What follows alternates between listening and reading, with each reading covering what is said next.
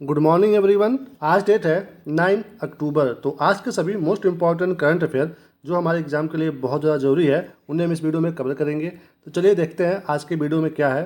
पहले देखेंगे हम 21 डेज़ का चैलेंज जो हम डेली देखते हैं। इसमें क्या करना है, आपको डेली ये 5 टास्क फॉलो करना है बिल्कुल ईमानदारी से, और आपको खुद को नंबर देना है 5 में से। जितना भी आपको नंबर मिलेगा, 1 नंबर 2 नंबर, बिल्कुल ईमानदारी से कमेंट करके बताइएगा कि आज मुझे इतना नंबर मिला है। ठीक है, ये चीज़ आप 21 डेज़ तक मिनिमम फॉलो करोगे तो फिर आप में बहुत बदलाव आएगा जो आपको सफलता दिलाने में बहुत मदद करेगा। इसको फॉलो करने में सिर्फ 1% लोग सफल हो रहे हैं, तो हमें उस 1% पे आना है। ठीक है, तो चलिए यहाँ पे देखते हैं आज का कोटेशन क्या है। हम डेली देखते हैं वीडियो में एक कोटेशन जो हमें एक अच्छा इंसान बनने में मदद करता है। तो आज का कोटेशन दोस्तों है माफ़ी के ऊपर। यहाँ पे बात हो रही है, माफ़ी मांगने से अगर रिश्ते सही होते हैं तो माफ़ी मांगने से घबराए नहीं। देखिए दोस्तों, माफ़ी किससे मांगी जाती है? जो अपने होते हैं उनसे कोई गलती मतलब अगर वो कर दे चाहे आप कर दो, ठीक है, तो वहाँ पे आती है माफ़ी की बात आती है। ठीक है, और बहुत बार ऐसा होता है कि माफ़ी ना मांगने के चक्कर में बहुत से रिश्ते खराब हो जाते हैं। तो हमेशा आपको एक अच्छा ऐसा इंसान बनना चाहिए कि गलती सामने वाले की हो या फिर आपकी हो, अगर सिर्फ आपके माफ़ी मांग लेने से वो रिश्ता बच जा रहा है, वो रिश्ता कायम रह रहा है, तो आपको बेझिझक वहाँ पे माफ़ी मांग लेना चाहिए। ठीक है, आप ऐसा सोचोगे कि हर बार मैं ही माफ़ी मांगता हूँ, सामने वाला माफ़ी नहीं मांगता है, तो कोई बात नहीं ना। इसमें ईगो बिल्कुल लेकर के नहीं आना चाहिए। जहाँ पे बात रिश्ते की होती है वहाँ पे अगर आप ईगो लेकर के आ जाओगे तो फिर वो रिश्ता ख़त्म हो जाएगा। वो रिश्ता इम्पॉर्टेंट है, आपका ईगो इम्पॉर्टेंट नहीं होना चाहिए। ठीक है, तो माफ़ी मांगने में कोई बुराई नहीं है। अगर आप मैन हो, यानी कि अगर आप मेल हो, तो आप अपने ईगो पे मत लो कि मैं मेल होकर के कैसे फीमेल से बार बार माफ़ी मांगूं। तो ये बिल्कुल नहीं सोचना चाहिए। बेझिझक आप अपने रिश्ते को बचाइए। ठीक है, इसलिए ज़रूरत पड़े तो माफ़ी मांगिए। और ये बात फीमेल पे भी अप्लाई होती है कि वो भी अगर उनकी गलती ना भी हो तो भी कभी कभी वो मेल से माफ़ी मांग लिया करें। ठीक है, यानी कि मेल हो या फीमेल हो, दोनों को ज़रूरत पड़ने पे जहाँ पे ऐसा फील हो कि यहाँ पे माफ़ी मांगना ज़रूरी है, यहाँ पे माफ़ी मांगने से रिश्ता बच सकता है हमारा, तो फिर बेझिझक आप लोग माफ़ी एक दूसरे से मांग लिया करो। बिल्कुल ईगो मत लाओ बीच में, क्योंकि रिश्ते से बड़ा हमारा ईगो नहीं होना चाहिए। ठीक है, तो रिश्ता इम्पॉर्टेंट है, माफ़ी मांगने में कोई प्रॉब्लम नहीं है, कोई दिक्कत नहीं है। ठीक है, चलिए चलते हैं प्रश्न पे, देखते हैं आज का मोस्ट इम्पॉर्टेंट प्रश्न क्या है। भारतीय खिलाड़ी दीपा कर्माकर ने संन्यास ले लिया, वह किस खेल से जुड़ी थी? तो बताना है कि बिहारी में खिलाड़ी दीपा कर्माकर जी ने संन्यास लिया है, इनका संबंध किस खेल से रहा है? तो सामने यहाँ पे ऑप्शन है दोस्तों, कौन से खेल से संबंध है इनका? जिम्नास्ट, यानी कि जिम्नास्टिक से। किसका? दीपा कर्माकर जी का। देखिए दोस्तों, इनका अचीवमेंट क्या क्या है। इन्होंने सबसे पहली बार 2014 में जो ग्लासगो में जो हुआ था राष्ट्रमंडल खेल, उसमें यहाँ पे इन्होंने जीता था क्या? कांस्य पदक जीता था। क्या? कांस्य पदक। तो ये पदक दीपा कर्माकर जी जिम्नास्टिक में जीतने वाली पहली महिला बनी थी। ठीक है, सबसे पहली बार। उसके बाद फिर 2015 का जो एशियाई एशियाई जिम्नास्टिक चैंपियनशिप हुआ था, उसमें भी इन्होंने कांस्य पदक जीता था। ठीक है, तो 2 बार कांस्य पदक। उसके बाद फिर बारी आती है 2018 की। 2018 में होता है जिम्नास्टिक का विश्व कप, उसमें इन्होंने जीता था क्या? गोल्ड मेडल जीता था। ठीक है, जिम्नास्टिक का जो विश्व कप हुआ था उसमें स्वर्ण भी जीती थी ये। ठीक है, उसके बाद 2021 में इन्होंने एशियाई एशियाई जो यहाँ पे हुआ था 2015 वाला, वो जब 2021 में होता है तो उसमें ये जीतती हैं गोल्ड मेडल। तो ये इनका फेमस अचीवमेंट है, और ये अभी हाल ही में रिटायरमेंट ले रही हैं अपने गेम से। तो अचीवमेंट अगर पता रहेगा तो अच्छी बात है, ये अगर ना भी पता रहे तो भी कोई बात नहीं है, बट अगर आप जानते रहेंगे तो बहुत अच्छी बात है। तो ये किनकी बात हो रही थी? दीपा कर्माकर जी की, जो अब संन्यास ले रही हैं अपने जिम्नास्टिक खेल से। ठीक है, ये कहाँ की रहने वाली थी? ये मूल निवासी थी त्रिपुरा की। कहाँ की? त्रिपुरा की। ठीक है, चलिए चलते हैं अगले प्रश्न पे। अगला क्या है? किसे बीसीसीआई ने अपनी एंटी करप्शन यूनिट का नया अध्यक्ष नियुक्त किया है? बताना है कि बीसीसीआई ने किसे चुना है अपना नया अध्यक्ष अपनी एंटी करप्शन यूनिट का। तो सामने यहाँ पे ऑप्शन है, तो किसको चुना गया है दोस्तों? शरद कुमार जी को। किसको? शरद कुमार जी को। ये दोस्तों रिटायर्ड आईपीएस अधिकारी हैं, रिटायर्ड है लेकिन, ठीक है। ये 1979 बैच के ये मतलब रिटायर्ड आईपीएस है, इनका हरियाणा बैच था, ठीक है। देखिए यहाँ पे ये बनाए गए हैं एंटी करप्शन यूनिट बीसीसीआई की। बीसीसीआई मतलब BCCI यानी कि board of control for cricket in India, ठीक है। जो इंडियन क्रिकेट है उसको ये रेगुलेट करता है बीसीसीआई, ठीक है। तो इसकी जो यूनिट है एंटी करप्शन यूनिट, यानी कि ये ऐसी यूनिट है जो क्रिकेट में होने वाले मैच फिक्सिंग, सट्टेबाजी और मैच की जो भी ईमानदारी उसमें होती है उसको ये नज़र में रखती है, एंटी करप्शन यूनिट। तो इसके अध्यक्ष किसको बनाया गया है? शरद कुमार जी को, ठीक है, ध्यान रखना है, शरद कुमार जी। ओके, चलिए चलते हैं अगले प्रश्न पे। अगला क्या है दोस्तों? भारत जेन किसके लिए लॉन्च किया गया है? तो बताना है कि ये जो भारत जेन है ये किस चीज़ के लिए लॉन्च किया गया है। तो सामने यहाँ पे ऑप्शन दोस्तों, किसके लिए लॉन्च किया गया है? बी, जनरेटिव एआई भाषा के लिए। देखिए ये भारत जेन है क्या? ये दोस्तों जो भारतीय भाषाएं हैं उसमें अब एआई का मतलब इन्वेंशन किया जाएगा, यानी कि भाषाओं को यूज करने में एआई का इस्तेमाल किया जाएगा। इससे क्या होगा? भारतीय भाषाओं को आम लोगों के जीवन में आसानी से जोड़ा जाएगा, यानी कि आम लोग भी इससे जो मतलब हर भाषा से कनेक्ट नहीं है या फिर अपनी भाषा से ज़्यादा कनेक्ट नहीं है वो, तो इससे वो ज़्यादा कनेक्ट हो पाएंगे। इससे क्या होगा? न केवल भाषा का संरक्षण होगा बल्कि इससे क्या होगा? भारत जो अपना है वो डिजिटल रूप में भी आगे बढ़ेगा। तो दो फायदा है इससे, भाषा को संरक्षण मिलेगा और भारत जो है डिजिटल जो रूप है उसमें आगे बढ़ेगा, सशक्त बनेगा, ठीक है। तो ये कब तक प्लान है कि ये सब कुछ इम्प्लीमेंट हो जाए? 2026 तक। ओके, तो ध्यान रखना है। यहाँ पे देखिए ये भी जरूरी है कि भारत जेन ये किसके मतलब कौन सी मिनिस्ट्री के द्वारा लॉन्च किया गया है? तो ये ministry of science and technology के द्वारा। किसके द्वारा? Ministry of science and technology के द्वारा ये भारत जेन लॉन्च किया गया है, जिसका काम है जनरेटिव एआई भाषा, ठीक है। एआई मतलब एआई जान रहे ना आप, आर्टिफिशियल इंटेलिजेंट, ठीक है। तो ये भारत जेन इसी से संबंधित है। ओके, चलिए चलते हैं अगले प्रश्न पे। अगला क्या है? 2024-25 सीजन का ईरानी कप किस टीम ने जीता है? बताना है कि ईरानी कप किसने जीता है 2024-25 में, कौन सी टीम ने। तो सामने आपके ऑप्शन दोस्तों, किसने जीता है? ये मुंबई ने, सी, मुंबई ने जीता है। यहाँ पे मैच हो रहा था कहाँ पे? लखनऊ यानी कि यूपी के जो इकाना स्टेडियम है, इसमें हो रहा था ये ईरानी कप। किसमें? मुंबई वर्सेस शेष भारत। तो जो मुंबई की टीम थी इसके कैप्टन थे अजिंक्य रहाणे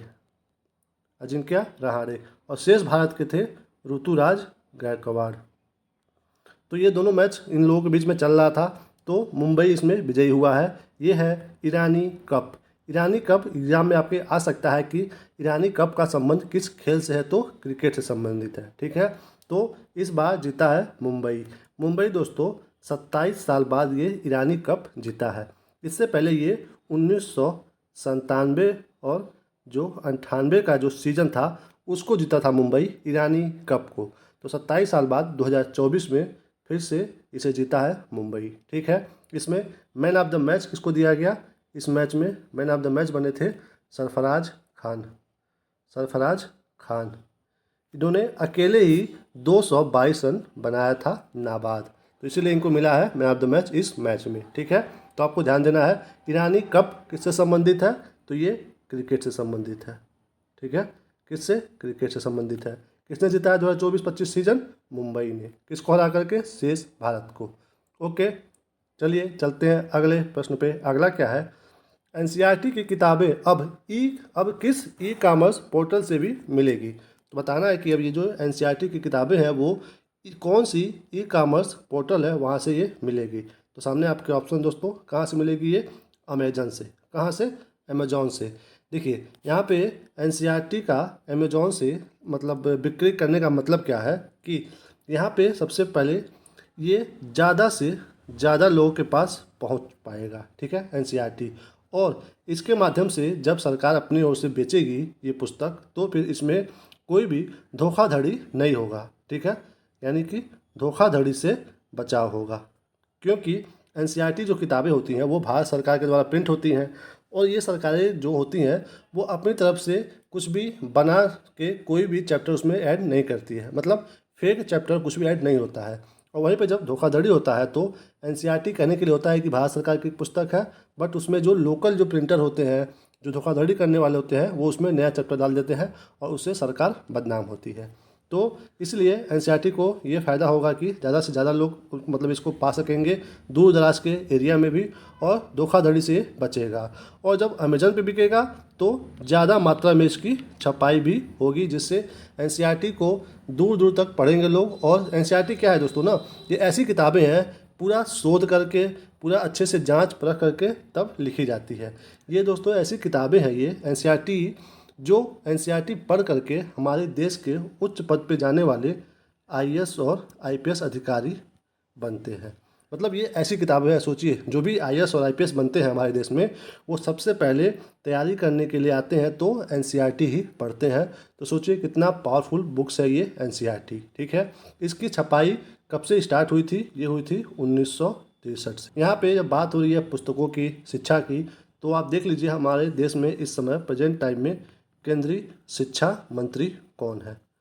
केंद्रीय शिक्षा मंत्री कौन है? तो वो है धर्मेंद्र प्रधान जी। कौन है? धर्मेंद्र प्रधान जी हैं इस समय हमारे देश के केंद्रीय शिक्षा मंत्री, ठीक है। तो ध्यान रखिएगा। चलिए चलते हैं अगले प्रश्न पे। अगला क्या है? हाल ही में विक्टर एम्ब्रोस और गैरी रूकुन को किसकी खोज के लिए मेडिसिन में 2024 का नोबेल पुरस्कार दिया गया है? तो बताना है कि इन दोनों लोगों के द्वारा कौन सा ऐसा खोज किया गया था कि इन्हें 2024 में मेडिसिन में नोबेल पुरस्कार मिला है। तो सामने यहाँ पे ऑप्शन दोस्तों किसके लिए इनको मिला है? बी, माइक्रो आरएनए के लिए। किसके लिए? माइक्रो आरएनए के लिए। देखिए ये बात हो रही है 2024 की, बट पता है इसकी खोज कब हुई थी? 1990 में।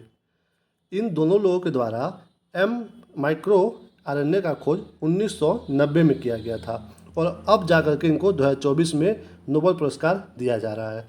तो यहाँ पे बात हो रही है माइक्रो आरएनए का, ठीक है। माइक्रो आरएनए ये है क्या? ये दोस्तों जो हमारे पहले ये जानिए कि ये कहाँ पाया जाता है। ये पाया जाता है हमारे कोशिका में, और ये रक्त प्रवाह में पाया जाता है हमारे, ठीक है। क्या? Micro RNA. और इसका काम क्या होता है? इसका काम होता है जो हमारे शरीर में जो जीन होते हैं, जीन, उसको ये नियंत्रित करता है ये, ठीक है। तो इसका काम ये है कि हमारे शरीर के जीन को नियंत्रित करना, उसमें इसकी बहुत बड़ी महत्वपूर्ण भूमिका होती है माइक्रो आरएनए की। तो इसकी खोज 1990 में किया गया था विक्टर एम्ब्रोस और गैरी रूकुंज के द्वारा, और इनको 2024 में मेडिसिन में नोबेल पुरस्कार दिया गया है, ठीक है। तो ये सब पता होना चाहिए आपको। ओके, चलिए चलते हैं अगले प्रश्न पे। अगला क्या है? हाल ही में कहाँ जल जगार महोत्सव आयोजित किया गया है? बताना है कि जल जगार महोत्सव कहाँ पे आयोजित किया गया है। जल जगार महोत्सव यानी कि दोस्तों international conference on water. Okay, तो कहाँ पे ये हुआ बताना है। तो सामने यहाँ पे ऑप्शन दोस्तों कहाँ पे हुआ है? सी, छत्तीसगढ़ में हुआ है। कहाँ पे? छत्तीसगढ़ में हुआ है। ये 2 दिन का कार्यक्रम था ये, ठीक है, 2 दिवसीय। इसमें 4 देशों के जल विशेषज्ञ भी आए हुए थे। तो वो 4 देश कौन कौन सा है? एक तो है डेनमार्क, उसके बाद जापान, उसके बाद श्रीलंका और फिर यूएसए। इन 4 देशों के जल विशेषज्ञ यहाँ पे आए थे और चर्चा किस पे हुआ है कि हमें कैसे पानी बचाना है, जल का कैसे संरक्षण करना है, जल का कैसे संवर्धन करना है, और इसी के साथ साथ वृक्षारोपण कैसे करना है, वो प्रकृति को बचाना कैसे है। यानी कि इवन इन्वायरमेंट के बारे में बात हुआ और जल के संरक्षण पे भी बात हुआ है, दोनों पे बात हुआ है इसमें, इस महोत्सव में, जो कि छत्तीसगढ़ में आयोजित किया गया था, ठीक है। तो बात हो रही है छत्तीसगढ़ की। इसका गठन कब हुआ था राज्य के रूप में? तो इसका गठन हुआ था 1 नवंबर सन 2000 में। ये दोस्तों एमपी से अलग करके एक नया राज्य बनाया गया था छत्तीसगढ़ 1 नवंबर सन 2000 को। इसकी राजधानी कहाँ पे है? तो इसकी राजधानी है रायपुर में। कहाँ पे है? रायपुर में है छत्तीसगढ़ की राजधानी। प्रेजेंट टाइम में इसके सीएम कौन है, इसके सीएम कौन है प्रेजेंट टाइम में, तो वो है विष्णु, रुकिए यहाँ पे, विष्णु देव साई जी यहाँ के सीएम हैं। और राज्यपाल कौन है यहाँ के, तो राज्यपाल हैं रामेन डेका। क्या नाम है इनका, रामेन डेका यहाँ के राज्यपाल है। और सीएम है विष्णु देव साई जी छत्तीसगढ़ के। ठीक है, तो यहाँ पे क्या हुआ है, जल जगार महोत्सव। ओके, चलिए चलते हैं अगले प्रश्न पे। अगला क्या है, किसने 70वें राष्ट्रीय फिल्म पुरस्कार में सर्वश्रेष्ठ अभिनेत्री का पुरस्कार जीता है। तो बताना है कि जो 70वें नंबर का राष्ट्रीय फिल्म पुरस्कार था, इसमें सर्वश्रेष्ठ अभिनेत्री का पुरस्कार किसने जीता है। तो सामने आपके ऑप्शन है, तो किसने जीता है दोस्तों, बी मानसी पारेख ने। किसने, मानसी पारेख ने। ये किसके लिए जीती है, ये कौन सी मूवी के लिए, इनकी एक मूवी आई थी जिसका नाम है कच्छ एक्सप्रेस। क्या नाम है, कच्छ एक्सप्रेस। ये कब आई थी, ये दोस्तों रिलीज हुई थी 6 जनवरी को सन 2022 में।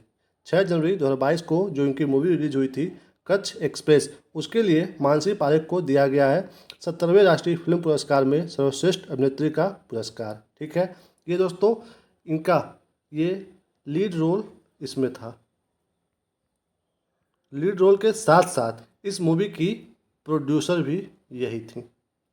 कौन, मानसी पारेख जी। तो नाम याद रखना है, इन्हीं को मिला है 70वें राष्ट्रीय फिल्म पुरस्कार में सर्वश्रेष्ठ अभिनेत्री का पुरस्कार। ठीक है, चलिए चलते हैं अगले प्रश्न पे। अगला क्या है, हाल ही में किस राज्य को मक्का के उत्पादन के लिए राष्ट्रीय कृषि कर्मण पुरस्कार मिला है। तो ध्यान देना है, मक्का के लिए मिला है। ठीक है, किसको मिला है बताना है। तो सामने आपके ऑप्शन दोस्तों, किसको मिला है राष्ट्रीय कृषि कर्मण पुरस्कार मक्का के लिए, तो मिला है दोस्तों बिहार को। किसको मिला है, बिहार को मिला है। यहाँ पे याद रखिए कि ये जो राष्ट्रीय कर्मण पुरस्कार है, इसकी शुरुआत कब से हुई थी। इसकी शुरुआत हुई थी सन 2010 में। ठीक है, ये दोस्तों जो भी खाद्यान्न उत्पादन होते हैं उसमें जो उत्कृष्ट प्रदर्शन करता है, यानी कि सबसे अच्छा उत्पादन करता है जो राज्य, उसको ये पुरस्कार दिया जाता है सन 2010 से, राष्ट्रीय कृषि कर्मण पुरस्कार। तो इस बार मक्का उत्पादन के लिए किसको मिला है ये पुरस्कार, बिहार को मिला है। ठीक है, ध्यान रखना है बिहार को। बिहार की बात हो रही है तो बिहार की राजधानी नो डाउट सबको पता होगा, पटना। सीएम ये भी नो डाउट सब लोग जानते होंगे, नीतीश कुमार जी। ओके, और यहाँ के राज्यपाल ये तो शायद कुछ लोग कम जानते होंगे, तो कौन है, राजेंद्र अरलेकर। कौन है, राजेंद्र अरलेकर जी हैं यहाँ के राज्यपाल। ठीक है, तो ध्यान रखना है, मक्का के उत्पादन में राष्ट्रीय कृषि कर्मण पुरस्कार किसको मिला है, बिहार को मिला है। ओके, चलिए चलते हैं अगले प्रश्न पे। अगला क्या है, हाल ही में पश्मीना ऊन के लिए किसे जीआई टैग मिला है। तो किसकी बात हो रही है, पश्मीना ऊन। तो बताना है कि इसके लिए किसको मिला है जीआई टैग। ओके, इसको मिला है दोस्तों, ये मिला है लद्दाख को मिला है। दोस्तों ये जीआई टैग होता क्या है, जीआई टैग मतलब जब आपको किसी भी आइटम में जीआई टैग प्राप्त हो जाता है तो फिर वो आइटम जो है उस एरिया की पहचान हो जाती है और उस एरिया के द्वारा ही उस आइटम का उत्पादन अच्छे से किया जाता है। उससे फ़ायदा ये होता है कि उस आइटम का नकली चीज़ें बनना कम हो जाती है। तो जीआई टैग में एक फ़ायदा ये भी होता है कि नकली चीज़ें बनना कम हो जाती हैं। ये जीआई टैग कब तक के लिए मिलता है, कितने साल के लिए मिलता है, तो ये मिलता है 10 साल के लिए। तो ये भी एग्जाम के लिए इंपॉर्टेंट है कि कितने साल के लिए मिलता है जीआई टैग, 10 साल के लिए मिलता है। ठीक है, ये देखिए, ये जो जीआई टैग रजिस्ट्री का हेडक्वार्टर कहाँ पे है, ये भी हमारे एग्जाम में आ सकता है कि जीआई टैग जो मिलता है उसका रजिस्ट्री का जो हेडक्वार्टर है वो कहाँ पे है, तो ये है चेन्नई में। कहाँ पे है, चेन्नई में है, यानी कि तमिलनाडु में है ये। ओके, ये भी पता होना चाहिए आपको। यहाँ पे बात हो रही है लद्दाख की। तो देखिए लद्दाख जो दोस्तों है ये यूटी है। क्या है, यूटी है, यानी कि यूनियन टेरिटरी, यानी कि केंद्र शासित प्रदेश। ये यूटी कब बना था, ये भी हमारे एग्जाम में पूछ सकता है, वो डेट पूछ सकता है। तो ये दोस्तों बना था 31 अक्टूबर सन 2019 को।